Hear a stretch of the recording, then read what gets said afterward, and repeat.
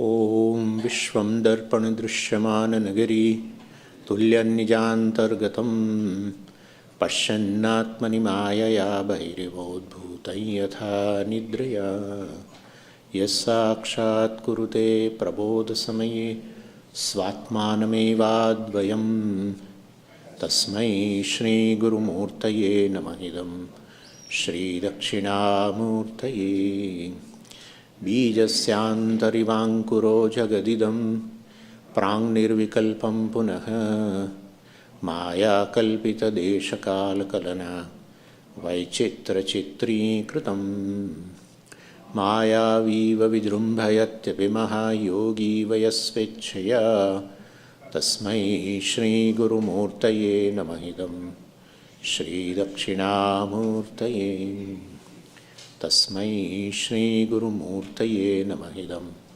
श्रीदक्षिणामूर्तये। ॐ सहना भवतु सहनौ भुनक्तु सह वीर्यङ्करवावहै तेजस्विनावधीतमस्तु मा विद्विषावहै। ॐ शान्ति शान्ति शान्तिः। सदाशिवसमारम्भां शङ्कराचार्यमध्यमाम् अस्मदाचार्यपर्यन्तां वन्दे गुरुपरम्पराम्। ॐ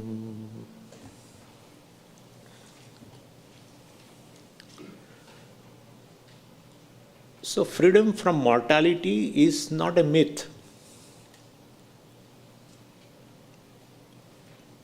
The freedom from mortality is a fact. One is free from being mortal.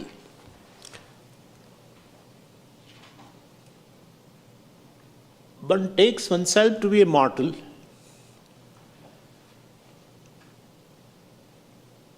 There is something which is mortal. That is taken as the subject, the self. So you say, self is mortal, I am mortal. That's the whole issue. All the issues in human life is an error. Subject-object error. Where object is taken as a subject. No issue at all. If one understands the subject and takes the object as the object, that's the first step in fact. Second step, object doesn't have any reality to affect the subject.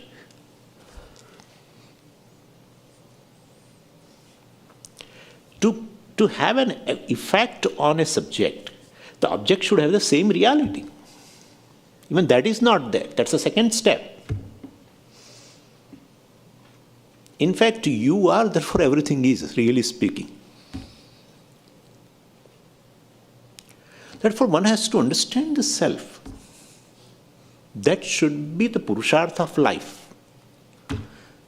One who understands this Purushartha and commits to this Purushartha is called Adhikari, Mumukshu. But the commitment to moksha is commitment to the knowledge, and therefore it is Jignasu also. It's not a question of gaining freedom from mortality. It's a question of understanding oneself as free from being mortal.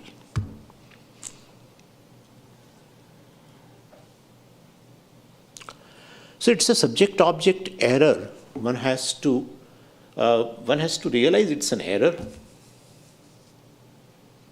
And we started with that. We started with this, that the whole thing is divided into two.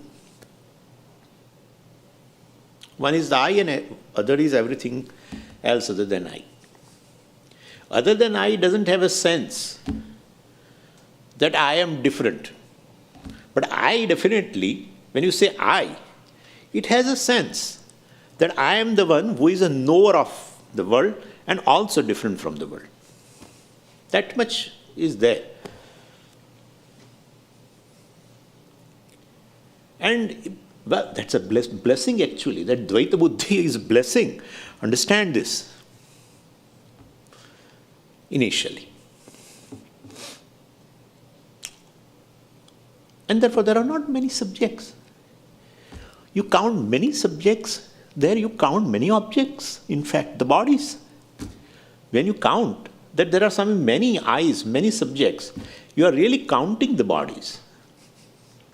Body is an object of knowledge. For you also, for me also. My body is an object of knowledge for you as well as for me. For you, my body is a known. For me also it is known. The difference is, what you know about my body, that I know. And I know much more about this body, which you do not know. Therefore, I am a better knower. That's how I said it's an intimate object of knowledge. One cannot deny it. Whatever you talk about in a waking state, not understanding what Vedanta reveals about you, it's all with reference to the body. And that you are able to say because you know the body. Otherwise, you cannot make a statement. Body is a known. You are a knower. And knowledge only takes place, please understand me, knowledge only takes place when the knower and known are different. Knower and known are different. It's a cognitive separation. Understand, it's called viveka, in fact. Need not be in a space. Swamiji, if it is known, I would like that body to be away from me.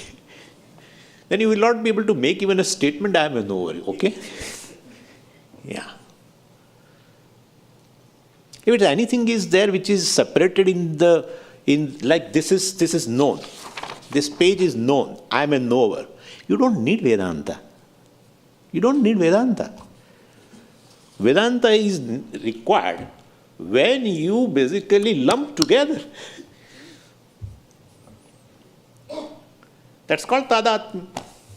And in fact, adhyasa it is, not even a tadatmya. Tadatmya, adhyasa. It's purely superimposition of the body, etc.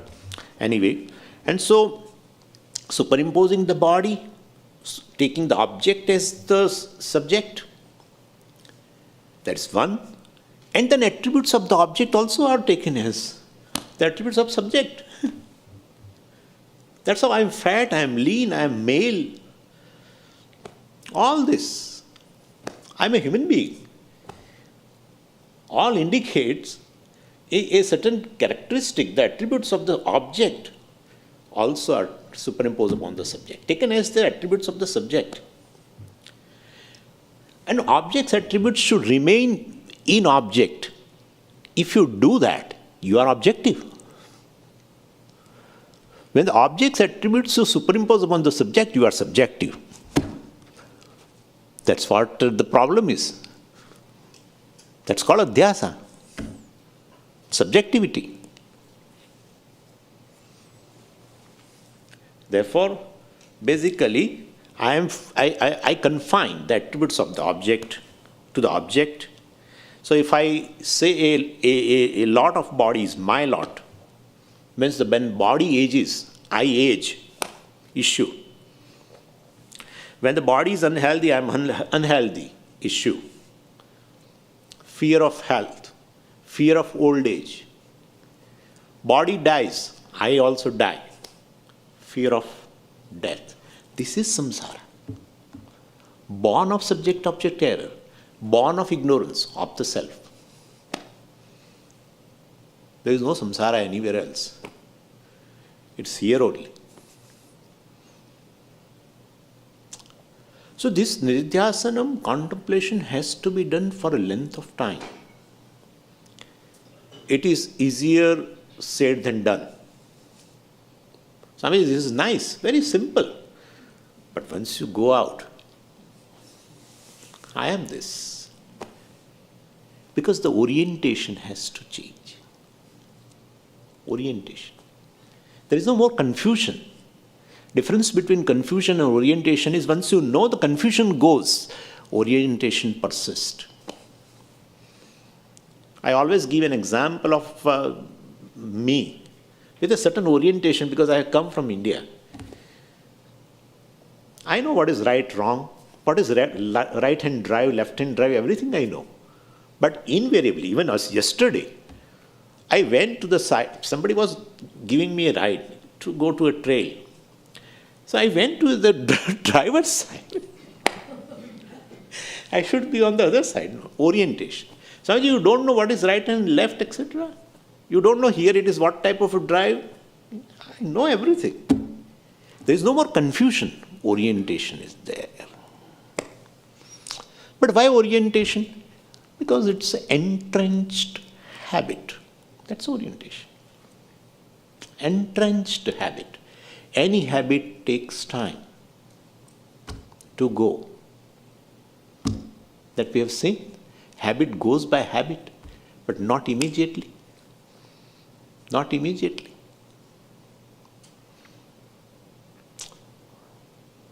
And the solution to deorient yourself is the Nididhyasana. One has to see this thing daily. I am not the body. I am not the attributes of the body. Attributes of the body are not my attributes, etc. And then we also, so I am not sense organs. I am the knower of sense organs. Very well.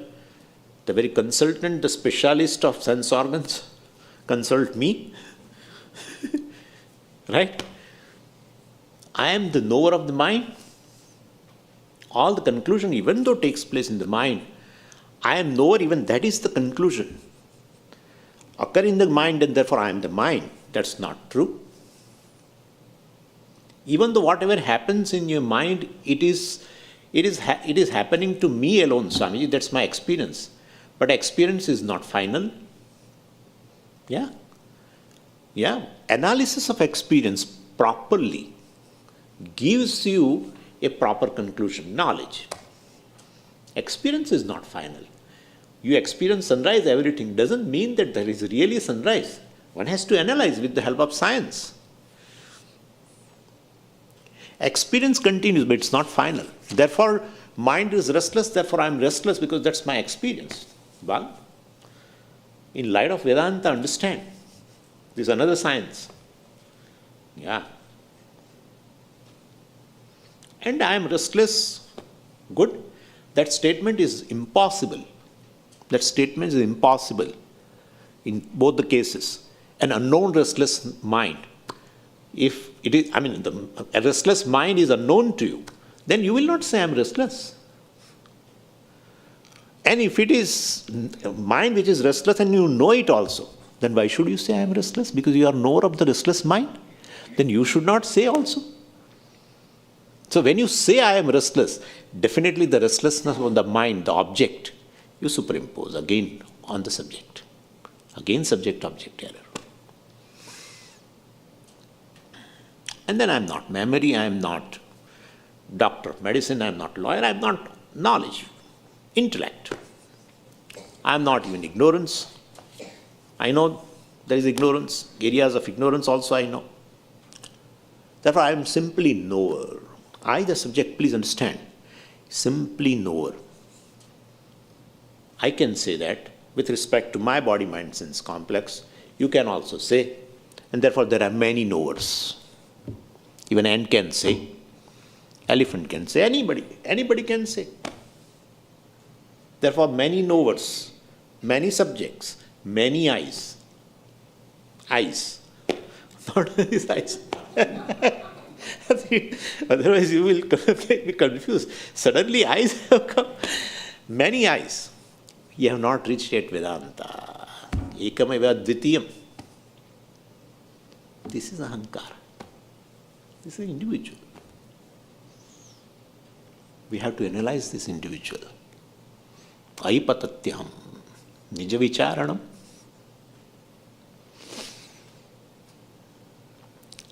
And, well, knower, as I said yesterday, the subject is an individual with respect to a function, a given function. That how can you say he's an agent of the particular function? ER is there, ER. seer, hearer, ER. ER indicates an agent of a particular function, an individual. That I, the subject, is individual. A sense of individuality is there. There is self-awareness as an individual. Yeah? When you are seeing me, you know very well that you are subject, of course, different from me. I am known, I'm object of sight, you are the very seer. But you are individual, that sense you have. And therefore, this subject, the knower, with respect to a type of function, will be changing. Please remember this. This is a changing I.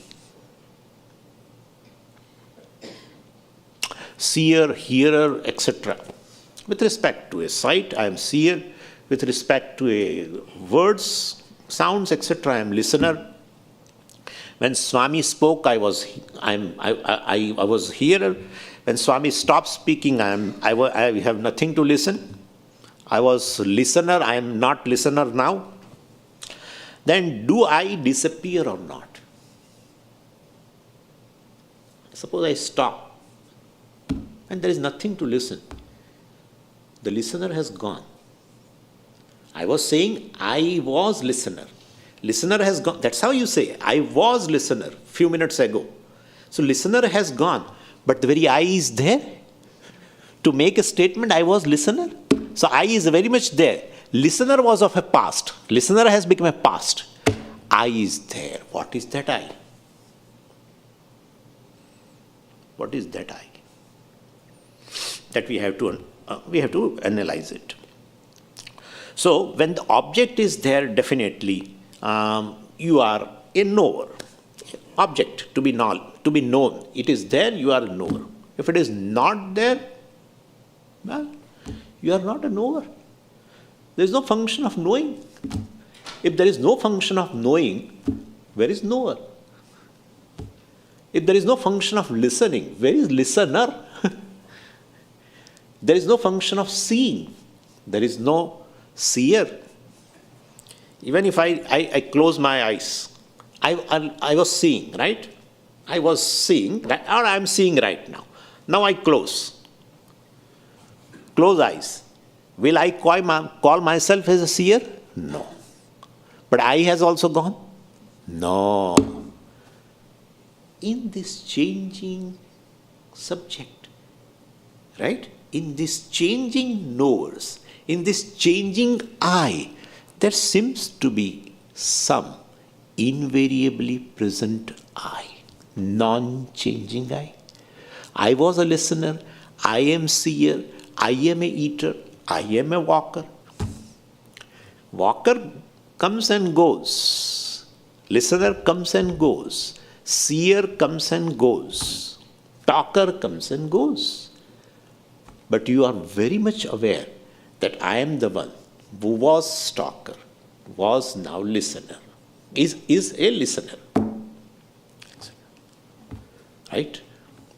So the content of knower, suppose a knower is comes and goes. Goes means when there is nothing to be known, the knower doesn't remain.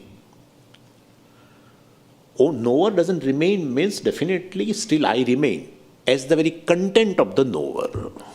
Could you follow? Knower has gone, but the content of the knower remains as I. Could you follow? If content is not there, I as a content is not there, I cannot become knower.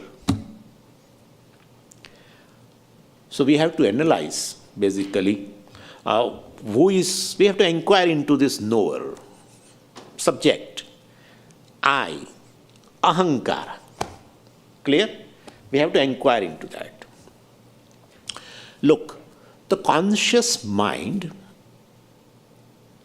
I'm taking it like this. The conscious mind is twofold. And it is, one is a aham vritti, other is a idam vritti. So, one is called ahankara, subject vritti, I thought. Other is a this thought, idam vritti. That idam vritti is called antahkarana. And aham vritti is called ahankara. The conscious mind is twofold. One is ahankara and other is antahkarana. Aham vritti, I thought, this thought. Generally we divide this conscious mind as fourfold. Ahankara and other thing, three things. Manaha, buddhihi, chittam. So manaha, buddhi, chittam together is antahkarana. And other is a ahankara. So this antahkarana has got varieties of thoughts pertaining to the mind, sankalpa vikalpa, pertaining to the nishchaya, buddhi, pertaining to the anusandhanam, recollection, varieties of the thoughts. That's a antahkarana. Or this thought. There are varieties of the thoughts. So definition of antahkarana is that it has a varieties of thoughts. All mental activities. Thinking faculty. You can give these names. So antahkarana is in this form, a form of these vrittis only. And the vrittis are of, as I told you, of many types. So there are doubts, desires, emotions. These vrittis belong to the manaha. Right? Then there is an inquiry, reasoning, conclusion. These are the vrittis of the buddhi. Same, one mind, but depending upon the function we give the name. And there are vrittis of recollection, remembering, etc. That's a vritti of chittam. So antahkarana has got these various thoughts. What is ahankara? Which owns up these thoughts. That's it. Therefore, there is a doubt in antahkarana, a vritti. Immediately ahankara says, I doubt. There is a desire. Well, I desire. And so, there are emotions. I love, I am angry, etc., etc.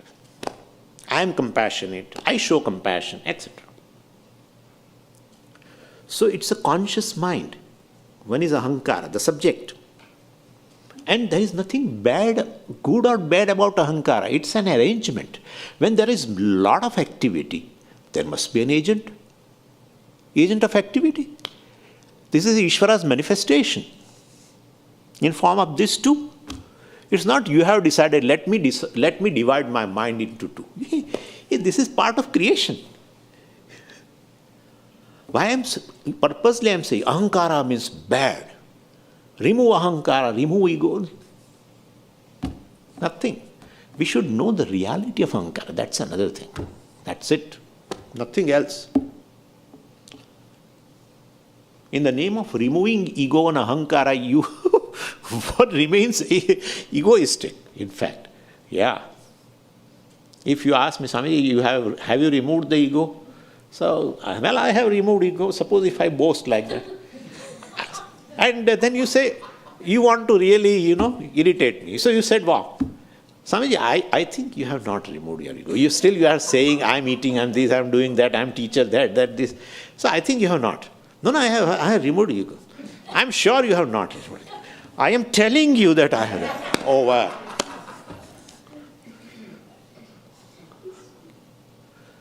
Removing ego. What is Ishvara's creation? How will you remove it? Yeah. The subject-object error which is due to your upadhi, you can remove. What is Ishvara's creation? You cannot remove. Understand the reality of creation and what is there, a reality behind that. Understand what is there as the very truth of the creation. Maybe perhaps you may be the truth of the creation. You may be the cause of the entire creation. You may be the one who lends existence to the entire creation. That's a different thing. Yeah. Therefore, so this is, our ego is, or the ahankara is something, ahankruti also sometimes they say, the I is the one who owns up. Now these are there. But then the same mind has a further thoughts also of perception with the help of sense organs. Connected? One subtle body. Thoughts of, various thoughts pertaining to the various sense organs. Therefore, so my eyes basically, get the data of this object and sends it to the mind. Goes to one place. From 5, apertures, various data, different datas, go to one place. That is the antakarana, please understand. Now, so I am seeing it. And so the chakshusha vritti will be there. You can understand that. So, of a color and form. Vritti will always have an object. And that is we call ghatakara vritti, etc. But that vritti, as I told you, aham and idam vritti, both, the conscious mind only divides into two. Therefore, aham vritti also is a conscious. Idam vritti also is conscious. I am not going into this reflection, etc. I am taking as it is. So, idam vritti is also conscious. And therefore, as the thought of the pot will be there, also illumined with the consciousness, naturally, which is present in that vritti. And that is called cognition of the pot, gata jnanam. Not only that, now if I lift a pot, I am seeing a pot, I am touching a pot also, through another sense organ also, going to the same place, right? More data. And therefore, any data from the various sense organs reach to the one place, has a various thoughts, and every thought becomes cognition because the consciousness is present there. It's a conscious thought. Therefore, it's automatically, the object will be illumined. We call it as a gata jnanam. So, and then that knowledge goes to whom? Who gets this knowledge? Ahankara. Ahankara gets knowledge. Knowledge of what? Pot. Therefore, he says, I am a knower of the pot. Could you follow now? So, the knower, the subject, is the one, who gets the phalam of the vritti, conclusion of the vritti, which is happening here. Conclusion happens here. Data comes from various places. The conclusion, called phalam, that's how vritti vyapti, phala vyapti also is there, goes to one place called antakarana. And that knowledge, because the aham vritti is there, ahankara is that, gets that knowledge. That ahankara is called pramata, the subject, the knower. So, now let's talk about this conscious mind. We know now, knower means a conscious mind. Conscious mind means the consciousness obtaining in the mind. The consciousness obtaining in the mind is as good as consciousness. What is this? Yeah, I give you an example. The water obtained in the wave is as good as water. You should say water obtained in wave is water only. Why I say as good as? Because you add a name and form. If you take along with the name and form, I would say as good as. If you don't add name and form, I would say it is what? If you analyze it and say it is, the name and form is just a mithya appearance. I should not have used mithya, but anyway, appearance, naturally, appearance, then definitely you say it is water. But along with the name and form, you will say, as good as. So here our thought, even I thought, name and form. Right? So I thought the knower is as good as what? Consciousness. Could you follow? The content of the knower, the content of the wave is what? Water. The content of the knower is what? Consciousness. Abba. Yeah. Ahankara is just appearance. Understanding it as an appearance is a self-knowledge. Not understanding it as an appearance and taking it as a real is a samsara. Taking the I as the very individual, understanding I as the very content of the Ahankara, the subject, the knower. We know the content of the knower should be knowledge. That's how he says Satyam Jnanam. Knowledge, consciousness, awareness. That's the content. Content of the wearer, content of the knower. Very antakarana resolves. Where is the seer? I thought, Idam thought everything resolves. Anyway. So, seer comes and goes. Hearer comes and goes. Yeah. But the I remain. Consciousness. Could you follow? Seer is incidental. The content of the seer, the consciousness, is intrinsic to the I. Is intrinsic to the I. Therefore, sound is, look at that. Sound is, hearer is. Consciousness is. Where is hearer without consciousness? Where is sound without consciousness? When you say sound is, sound consciousness is. When you say hearer is, hearer consciousness is. And therefore sound is, hearer is, consciousness is. Sound is not there. I just gave you example also. Hearer is also not there. Consciousness I is. So I am basically, I the consciousness is ever existing.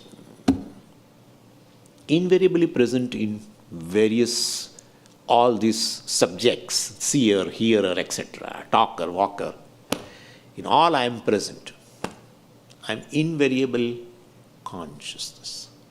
In consciousness, now this is the way you should see. In consciousness I, the words are heard. I am now not taking that hearer. There, in between fellow. Let's remove it now. Incidental.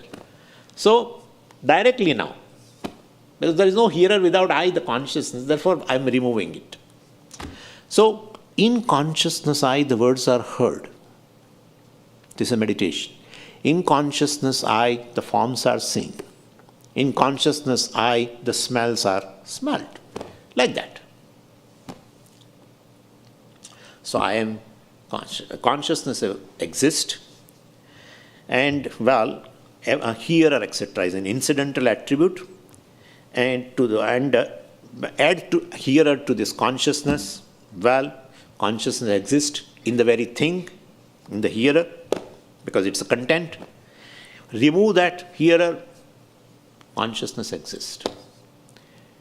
Hearer is added, consciousness exists. Wave, name and form is added, water is. Wave is removed, name and form is removed, water is. Same thing. Hearer is added, I consciousness is. Here is removed, I the consciousness is. Unaffected. There are many examples. Pot is added, clay is. Pot is removed, clay is. Incidental attribute of the clay. The hearer, seer are incidental attributes of I. Waker is an incidental attribute of I. The very dreamer is an incidental attribute of I. Deep sleeper also is an incidental attribute. It's unmanifested, resolved. Anyway, so this is how we have to see.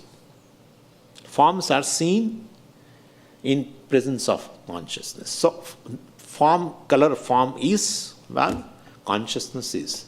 Color form is not, consciousness is. The very reality is understood here. Yeah. Wave is, water is. Wave is not, water is. What is more real? That's it. Hearer is, consciousness is. Hearer is not, consciousness is. Sound is, consciousness is. Sound is not, consciousness is. Wow. Could you follow? The very hearing is, Consciousness is. Hearing is not. Gone. Consciousness is to say that there is no hearing. So the consciousness is something which never goes, never comes. Na udeti, nastameti. What is threat to you? What is threat to you now? What is the thing in the world? I have not yet gone. But what is the thing which can really threaten to you the consciousness? You exist because you exist. The consciousness, exist. Everything other than me looks like incidental. They derive existence from me. Not that I derive existence from that. But Swami, you said, I am Brahman. Yeah, we are in the process, don't worry. I'm talking about the inner dynamics. And this inner dynamics is in the form of the very knower and the very vrittis, antakarana. Pramata and pramanam, I have talked about. Both are nothing but a incidental attribute of I, the consciousness. What is left is a parameya. Object is also incidental attribute to the consciousness. Therefore, the whole triad is an incidental attribute of I, the consciousness. Anyway, now we have to go further. One more thing I can add. Thought is, consciousness is. Thought is gone, consciousness is. Otherwise, who will say that there is no thought? Sometimes it happens. You see something which is so surprising to you. For a moment, you feel that there is no thinking.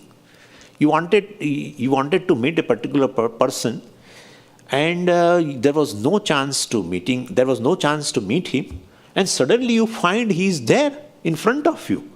And then for a moment, you feel that you could not think. But that also you tell to your friend then, whoever he is, you tell, for a moment, my thinking has stopped. You are very much there. Not that the thought has gone, you are gone. That was Descartes. But he also ultimately changed. I am therefore thought is. I am very much there to pick up a new thought. It's a parade. Keeps going. That's what conscious mind is. Keeps going. You are very much there. To pick up a new thought, etc. Anyway. So the thought is gone, you are there. Thought is conscious. I, the consciousness is. The thought is gone, the object of thought is gone. A thought is gone, consciousness is over. Now jump. External and internal with respect to body. But let's keep this. Body we will deal at the end. Keep external, internal. Outside, first thing is what? Space. Same thing. Same mantra. Space consciousness is. If you are not conscious of the space, where is space? Swamiji, I am not conscious of the space. That itself exists in consciousness. I am not conscious of the space. The very concept of that exists in what? Consciousness. So space consciousness is. Or space is consciousness is. Like our hearer is, consciousness is. What is that consciousness? You. Don't say you, Swami, you say I. Okay, I. Space is consciousness, I is. Time is consciousness, I is. Not that the space is aware of me. I am aware of the space. Space exists in my awareness. In a gross way. Not my, etc. My also, then Swamiji, I have awareness. Means that is some property. No. I. So space exists in I consciousness. Time is. Time consciousness is. Therefore, time is, consciousness is. And well, suppose you are not aware of the space and time. So not aware of the space in deep sleep state. There is no space. Consciousness is. Swamiji, there is space. There is space in deep sleep state, and consciousness is also. If space is there and consciousness is space, you will automatically say you are aware of the space. Pervaded by awareness only, you say the space is. Please understand. You are the one to objectify the space. But even space is not. If it is there, you are aware of it. Then in that case, well, you will not say that space is not. But you are saying space is not. Consciousness is. And therefore, you exist unconnected, unassociated to the space. You are unconnected to the space. Unassociated to the space. In absence of space also you exist. In absence of a wave also water exists. It's exactly like this.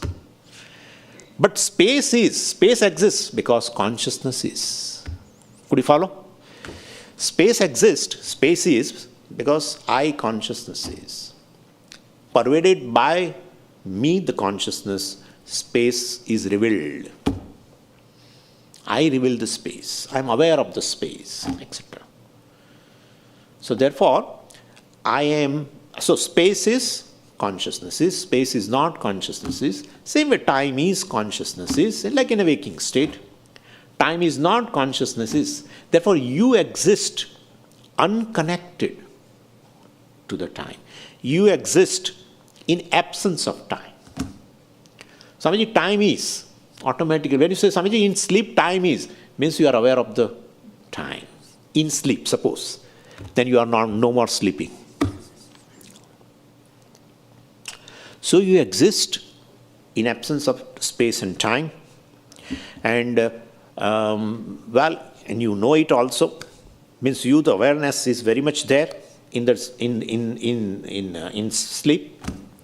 And therefore, so that means I was there aware of the sleeping state totally. So deep sleep state is, consciousness is. Deep sleeper is there, it is unmanifest, but the consciousness is very much there, aware of even absence of space, time and everything. Even aware of this, aware of this ahankara also, that it is no more there. Self-awareness is not there. You will say the I sense is not there. I'm not going much in detail, but this is the thing. So deep sleep state is, consciousness is. And so time is, awareness is, consciousness is. Time is not, consciousness is. Space is, consciousness is. Space is not, consciousness is.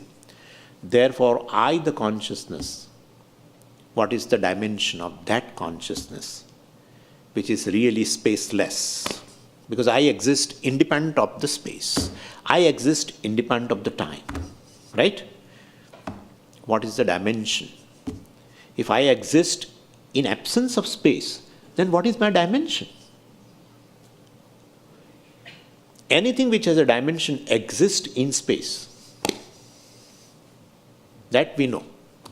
That's how you don't have an experience of a certain dimension of yourself in a deep sleep state. You know you are very much there, but you see yourself as though free from any dimension.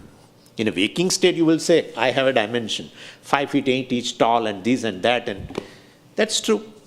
Identifying with the particular object, you say that. But when you become free from that, experientially I'm talking about, then you see yourself free from any dimension. So I, the consciousness, basically is free from any dimension. So how many inches, how big is this consciousness? No. So therefore, consciousness has no form. If any form is there, it will definitely exist in space. If I exist in absence of space, I am formless consciousness. In fact, if consciousness is a form, I will ask you, how will you know that it has a particular form? You will say, I know it.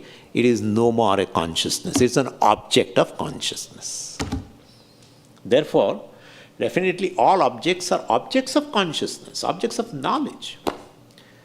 I am formless consciousness. Anyway, since it has no form of its own, consciousness is called formless. It has no form to be called this big or that big. It has no height. It has no width. It has no breadth. It has no front. It has no back. It has no left. It has no right. It has no above. It has no below. So, because there is no form, so consciousness is formless. Formless consciousness is called spatially, in terms of space. The formless consciousness is called spatially limitless. Right? Spatially limitless. Now look at it this way. Still we have to do few things. I have some time. So you're already limitless. Okay? Yeah. Considering yourself as an individual, the knower, right? And you are known Swami, etc., etc. Many subjects, many knowers. Now you analyze, you find that where the knower has gone. This is all Vedanta. Look at this now. So I am spatially limitless consciousness. Now, you see this. So space is limitless consciousnesses. What is the distance between space and limitless consciousness? There is no distance. There is no distance. Could you follow what I am saying? There is no distance between space and limitless consciousness. Between space and stars, what is the distance? No distance. Between space and moon, what is the distance? No distance. So anyway, the moon, you say moon is in your awareness. Moon is in awareness, that is you. Your awareness means again there will be a problem. Moon is in awareness, consciousness, that is you. The space also is in awareness, consciousness, that is you. So moon along with the space exists in consciousness, you. So what is the distance between the moon in consciousness and I, the consciousness? No distance. In case if you say the distance in terms of space, but the very space exists in consciousness. And therefore, moon along with the space exists in consciousness. Stars along with the space exist in consciousness. Mountain along with the space. Everything is in space ultimately. Therefore, I am saying like that. Everything exists in space. Therefore, there is no distance between space and any object. But there is no distance between the space and I, the consciousness, because I am limitless consciousness. And therefore, the whole world along with the space, time, is in consciousness I. There is no distance between you and physical world. There is no distance between you and physical world. Could you follow what I am saying? There is no distance between a wave and... Could you follow? There is no distance. There is no distance between... Other examples are there, we need not go. There is no distance between a pot, which is incidental, and clay. The whole thing exists in I, the consciousness. And therefore, there is no distance. Who is Satyam and who is Mithya? You tell. Swamiji, I, the limitless consciousness, is Satyam. And the physical world which exists in consciousness is Mithya. Brahma Satyam Jagan Mithya. Still, we have to cover few things. Now come to this body. We have not talked about it. Outside, inside, everything. Inner dynamics we understood. All is consciousness. External also, non-separate from consciousness. So, this is not this physical body within the space? It is within the space. It is in space, it is within space, And the space exists in what? Consciousness. So this physical body along with the space exists in consciousness. That physical body is in space. The space exists in consciousness. Therefore, that physical body along with the space exists in I consciousness. All physical body along with the space exists in I consciousness. Then where is your location? Where are you located? Could you follow? Where is your location? No, where is your location? Means you can't say, now I am inside Swamiji. When you say I am inside, the whole exercise of 2 days have gone into. That's what our understanding is. I am inside. If you understand your dimensions, you understand that not this physical body, all physical body along with the space exist in I, the consciousness. And therefore, consciousness I is not located in space. And so in consciousness is the very space. And therefore, consciousness I is called all-pervasive consciousness. Clear now? That's all-pervasive consciousness. And this is what we mean by all-pervasiveness. So what we mean is that I am not located anywhere in the space. Space is located in I. If I am located in space, means definitely space is aware of me. Space is aware of me. Then I am located in space awareness. No.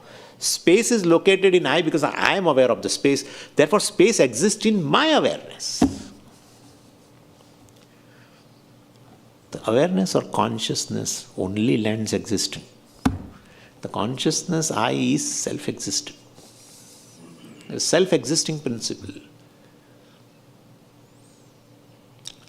If space reveals by itself, it exists by itself. Cannot.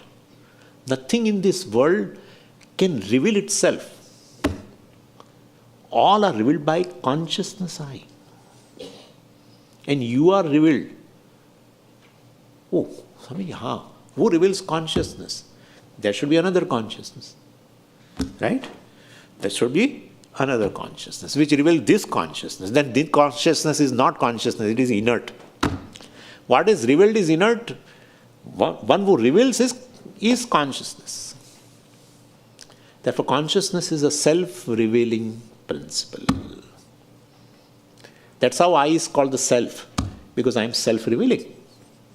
I is called the self because I am self-existent.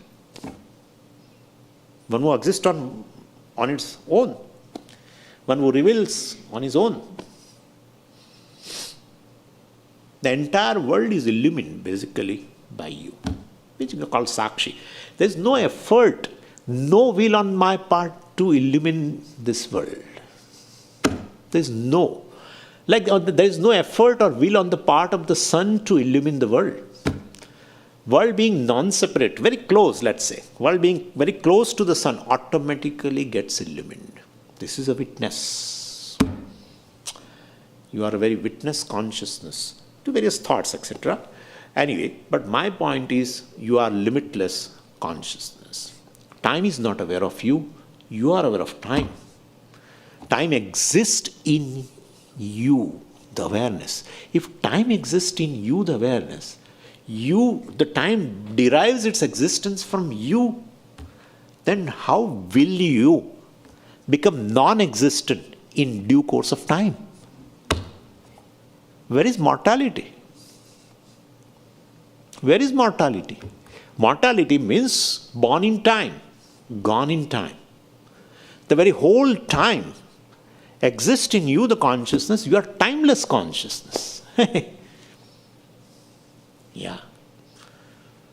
And therefore, for few people maybe a little too much, but this is how we have to think. If everyone is seeking immortality, trying a lot, taking a lot of tablets and going for a walk and running around and whatnot, attending several seminars and webinars and whatnot, how to expand. No one is able to even project. No one is able to even, no one is able to, in fact, can withstand the very idea of a non-existence of I. Even that idea itself creates fear. That itself reveals perhaps you are not of that nature. If non-existence is the nature of I, well, I would really welcome it. The very rejection of the non-existence of the I creates a fear. Because it's foreign. It has come from object. Object is in time. Born in time, will go in time. Subject, object. Anyway, so, well, I am limitless, all-pervasive consciousness. How many eyes are there now? How many eyes now? Whereas the knowers, oh, Swamiji, several knowers. Really speaking, all are apparent. All are apparent. I, the knower, well, there's a conscious mind, is apparent. The very mind is apparent. Therefore, consciousness obtaining in the mind, well, that's the reality of that. What is apparent? I mean, the wave is there. The content, well, the reality is just water. Just name and form is apparent. Mind is apparent. The very aham vritti itself is apparent. Comes and goes, incidental. Your own experience. But I, the consciousness, never goes, never arises, never leaves me. That's my nature. Intrinsic to I is the consciousness. Existence is I. I am consciousness which is self-existent. Therefore, I am Sat, I am Chit, and limitless. This limitless you experience in a moment of joy. Yeah. In a moment of joy, well, you don't have any lack centered on I. Centered on I, there is no lack at all. If you are feeling some lack, some limitation, some dependency, there will not be joy. In a moment of joy, you are just full. There is experience of fullness.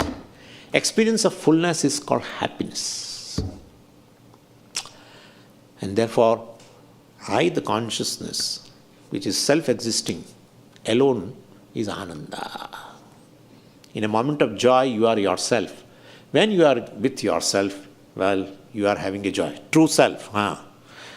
When object is taken as the subject and then you will feel a sense of limitation, then you are not true self. When you drop that, you disidentify it either in a deep sleep state or in a waking state, in a moment of joy, you drop it momentarily. The sense of smallness also goes away momentarily. And you see yourself, a full self, which you love very much, which you accept. Not knowing this, you say, that object has given me happiness. No. That object has just made you to fall to yourself, to fall back to yourself. You fall back to yourself. Object has become a nimitta. Not knowing I am of the nature of Ananda, you say, that has given. You are self-existing. You don't need any objects of security as such. You are the one who from whom everything derives a security. Everything exists, I mean. Well, so if you understand yourself, the purpose of life is served. Gaining security and pleasure is the purpose of life. This consciousness is of the nature of silence, which reveals all the sounds, which reveals all the agitations of the mind, which illumines even agitations of the mind, depressions and everything. Well, that consciousness is present in anger. Consciousness is present in a thought of depression. Everything. That's all apparent, ultimately. The content is consciousness. Therefore, you are basically free from depression, free from anger, free from any emotion, emotional disturbance. You are present in all the sounds. All the sounds are illumined by you. You are basically free from sound. What obtains in silence is you, who appreciate the very silence. Shantam Shivam Advaitam Chaturtham Manyante Sa Atma Sa Vigneya. Shantam. You are of the nature of peace, the silence which you are seeking. You are the nature of security which you are seeking. You are the nature of the happiness, fullness which you are seeking. The very seeker is the sought. Yeah. Not knowing, seeking outside. Understanding oneself, there is no more seeking. Everyone wants a cessation of seeking, really speaking. Everyone wants a cessation of to be a seeker. Yeah. I am a seeker in order to cease to be a seeker. That is the thing. No, I am seeker. Yeah, I know. But you are seeker of a given thing ultimately to stop as a seeker. When the seeker and sought becomes one, there is a joy. Not the distance between seeker and sought gives you a joy. There is no joy in duality. When seeker and sought becomes one, there is a joy. There is a joy in non-duality. Yeah. Advaita is there is Ananda, not in Advaita. The object of your desire and you, the desirer, had a distance, any distance. There is no joy. And you, as you get the desirable object, and the very desire, the very desirer is gone, then there is a joy. Desirer is that individual, limited entity. The sense of limitation, smallness, lack goes away. The same joy, same fullness gets manifest. That's you. Anyway, just a few minutes, 4 or 5 minutes. So, this limitless consciousness, that is I, how many eyes are there? There is only one eye. That's how there is no plural also of the word consciousness. There is not consciousnesses. There is nothing like consciousnesses. Somehow they also know that the consciousness cannot be more than one. But anyway, so two limitless cannot be there. And in that limitless consciousness, there is this mind, this body, this memory, these emotions, that all exist in one limitless consciousness. So, but Swamiji, if everything exists in consciousness, then consciousness reveals everything, then I should know everything. If you say, I am that consciousness which reveals everything exists in you, and you reveal, and thereby you prove its existence, then you should be aware of everything. No, certain things look outside consciousness, but they are not outside consciousness. They are outside your mind. Yeah, outside your mind. Certain things look outside you, the consciousness, but they are not. I will give you example. There is a this area is there, our Arshavidya Gurukulam area, right? And there are people here inside that, and there are people outside. So this inside outside is from the standpoint of the boundary. From the standpoint of space, everything is inside. So from the standpoint of awareness, consciousness which is limitless, everything is inside. In the very space exists in consciousness. What is outside space? But then Swamiji, it looks like that certain thing, if everything is within consciousness, everything should be known. This known unknown business is from the mind. Yeah. Certain objects are unknown to you. They gain a status of a known when they become object of your thought. Yeah. So from the standpoint of the area, wall of a mind, many objects are outside. Like many people are outside. Billions of people are outside than this campus. Few people are inside. But from the standpoint of space, all are inside. Same way, from the standpoint of the consciousness, well, everything is inside. From the standpoint of a mind, many are outside. Even you are aware of that many are unknown to you within a consciousness. Known and unknown, all exist in consciousness. The whole life is to change the status of the world from unknown to the known through making it as object of your thought. Once they become object of your thought, the status from unknown to the known happens. Therefore, everything is within you, the limitless consciousness, and therefore this limitless consciousness, all-pervasive consciousness, self-existing, self-revealing consciousness is called Brahman in Shastra. Therefore, I am really speaking a Brahman, which is self-existing and timeless, means timeless consciousness, and therefore free from birth and death, free from old age, free from any other modifications, and therefore there is no death because there is no birth. I am immortal Brahman. The entire world which is mortal, that's how word Jagat, Jayate Gacchati iti Jagat, which is born and gone, Gacchati, gone, Jayate, born.